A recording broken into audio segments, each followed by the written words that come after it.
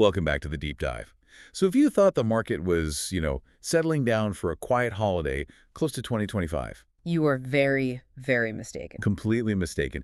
We have been sifting through an absolutely intense 48-hour period. We're talking roughly December 21st to the 23rd that just delivered a massive, concentrated flash flood of news. It was a whirlwind. We looked at analyst reports, regulatory filings, corporate announcements. It covered over 25 different companies. It really did. It felt like every sector was trying to finalize its playbook for 2026 in one chaotic, high-stakes sprint. And that's exactly why we're here.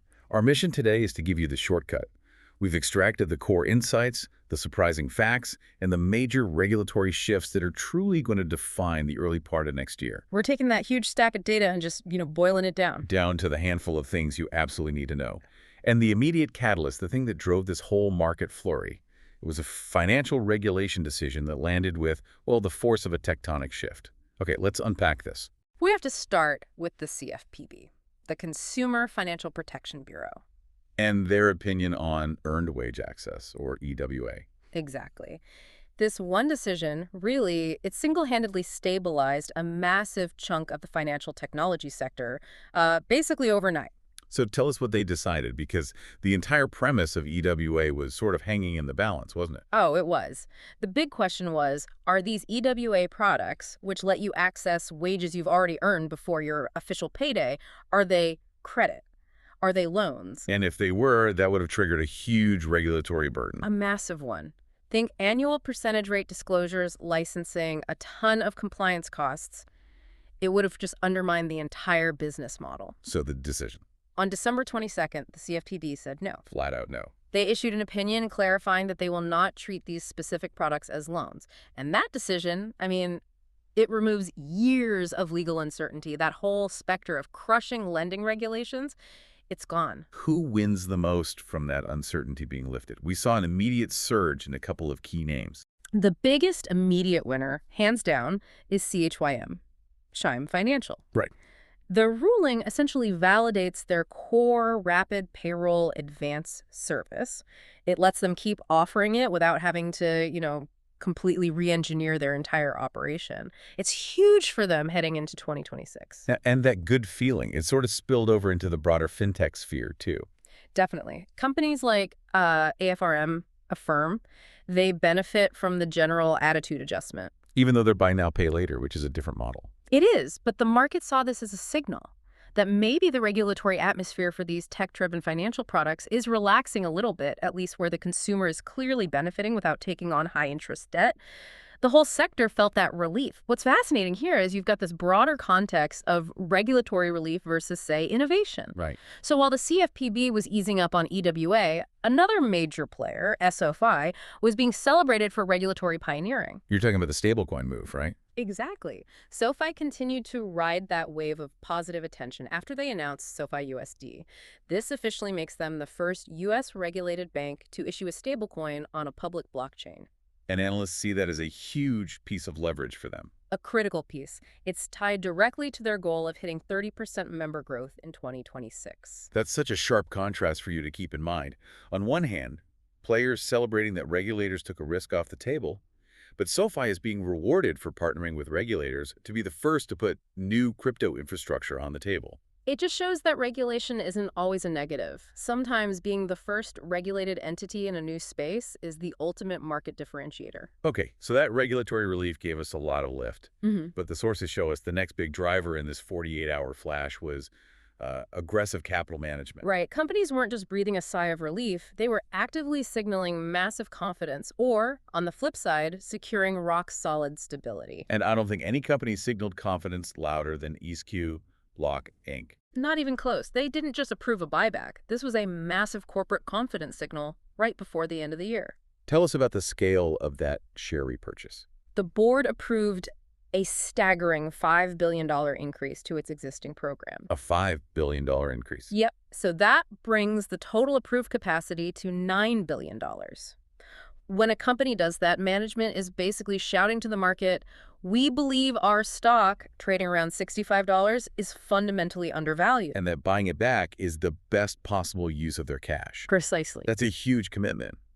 But we also saw companies sort of securing their defensive positions, especially in lending. Look at RKT, rocket companies.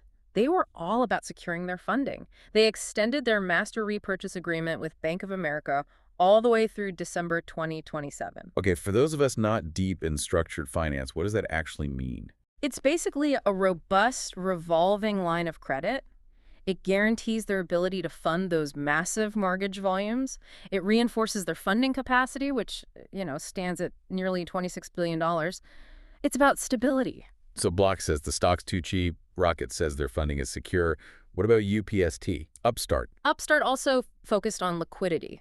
They finalized a new large-scale loan purchase agreement with an asset manager, Castlelake. And that's critical for their AI lending model. It's everything. Their model relies on having third parties ready to buy the loans their AI generates. So this deal just reinforces the stability of capital on the platform. It ensures their AI can keep operating and scaling. All right, finally in this capital move segment, we have the mechanical event, the index effect. You can't look at these 48 hours without talking about CVNA. Carvana. Oh, yeah. Carvana's official inclusion into the S&P 500 on December 22nd, that was guaranteed to create action. The index effect. Right. For those unfamiliar, it's just required buying. If your fund tracks the S&P 500, you must buy Carvana now. No choice. And that drives guaranteed inflows. Guaranteed. It bolstered market confidence, especially since Citigroup had just revised its outlook based on a reported 37% surge in Carvana's November sales. It's the ultimate forced buying event. Oh. But the sources did know something.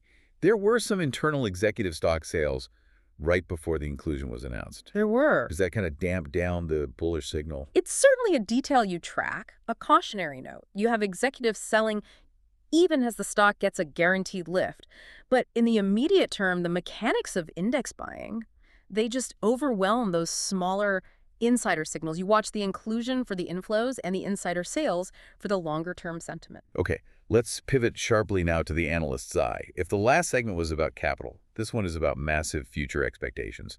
Where are the biggest bets being placed for 2026? We saw some dramatic ratings, but one call just completely dominated the health tech sector, and that was for DOCS, Doximity. The implied upside was just staggering. Walk us through Bank of America's rating. How are they even justifying such an aggressive number?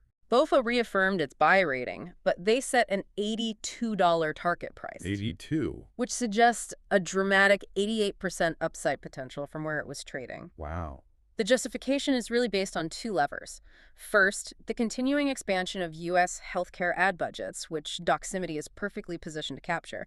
And second, they pointed specifically to new tech, like their AI tool PeerCheck, which is designed for clinical review. So that massive valuation is tied directly to the successful deployment of AI innovation. That seems to be a theme, right? Like with Hood, Robinhood. Absolutely. Barclays upgraded Robinhood, setting a high target of $171, which was up significantly from their previous $122. And their reasoning. They positioned Robinhood as a key beneficiary of the whole 2026 asset management outlook. But again, a huge part of that bullishness is tied to Robinhood's expansion into advanced trading tools with its Cortex platform and its move into prediction markets. Shifting back to health tech for a second. Instead of software targets, we saw Hims and Hers spending money on huge physical infrastructure. That's a major commitment. It is. Hims & Hers announced a $200 million investment to build an Ohio life sciences hub. Construction starts in Q1 2026. This isn't just a warehouse. No, it's a strategic infrastructure bet. It's designed to boost fulfillment and logistics for customized care products.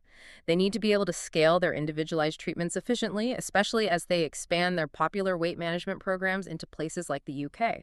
It signals a deep commitment to controlling cost and quality. This raises an important question, really about the psychology driving these analyst targets. Why is one company that's dominant and growing suddenly seen as having a limited runway, while a competitor is seen as having massive potential?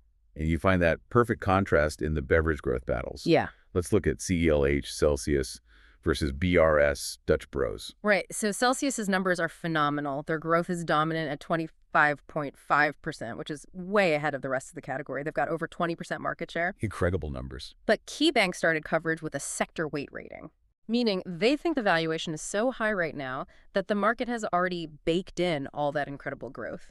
There's not much left for an investor to game at these prices. So great company, but maybe not a great stock at this exact moment. Precisely. Now contrast that with the outlook for BRS, Dutch Bros.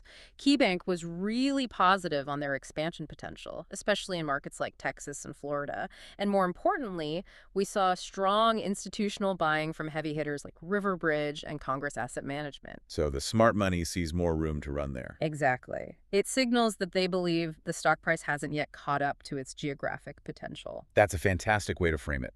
Okay, let's wrap this up by hitting the key strategic pivots and corporate integrity moves we saw over those 48 hours. And the most critical pivot related to integrity involved Cart, Instacart.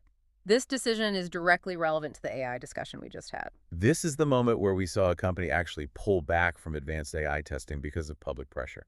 Instacart made the crucial decision to immediately halt its AI-based price differentiation testing service, the Eversight technology. And this was a direct response to scrutiny. Immediate and mounting regulatory and consumer group pressure. Yeah. This wasn't a slow phase-out, it was a rapid, proactive stop. They did it to stabilize the stock and mitigate a major risk around, opaque or manipulative pricing. That proactive retreat sends a huge message about prioritizing integrity over optimization right now. It tells the whole sector that AI price testing is a very high-risk area for public backlash. Moving to media, we saw some stability finally achieved for Disney. Yes, Disney resolved all its long-standing IP lawsuits with IDEA. They signed a new long-term license agreement. When you're dealing with content, IP resolution is massive risk mitigation. It just removes a huge cloud of legal uncertainty. And in the streaming space, ROKU also strengthened its position, but with data. Roku expanded its strategic partnership with Nielsen. The key here is integrating Roku's detailed viewing data directly into Nielsen's ad measurement solutions. Which makes them much more valuable to advertisers. Way more valuable. It makes the whole platform more robust and appealing to major advertisers who live and die by Nielsen metrics. Here's where it gets really interesting.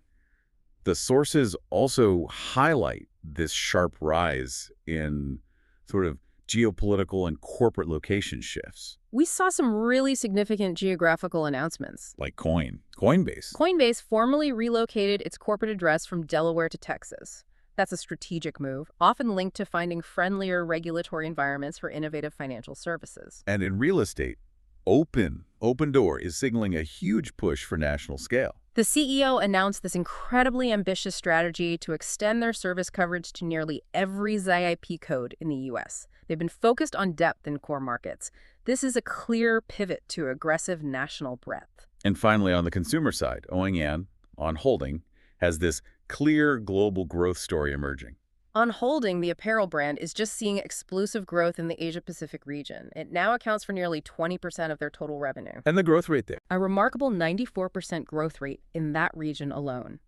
It's critical because it shows the brand is successfully diversifying its revenue and becoming a true global powerhouse, not just a U.S. or European favorite. So what does this all mean?